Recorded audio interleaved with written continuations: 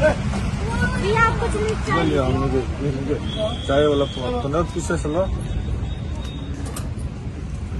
भैया कुछ पूछना चाहते हैं। एकदम देसी अंदाज में आज चाय पी रहे हैं आप, एकदम पहले के, एकदम 10 साल पहले का। कुछ कहिए इस पे आप। यही असली जीवन है, यही अपने गांव का लगाव है।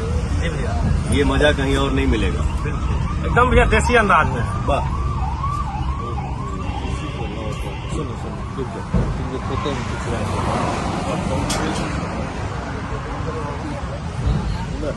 भैया चाय ये लीजिए। प्रचार को चला जाओ।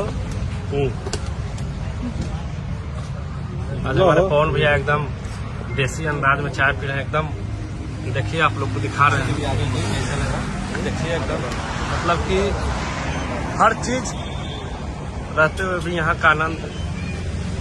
तुमसे कुछ लिए कैसा लगा? दूध चाय लीजिए आप। तुम्हारे दुकान में चाय लो, भाई खा लिया।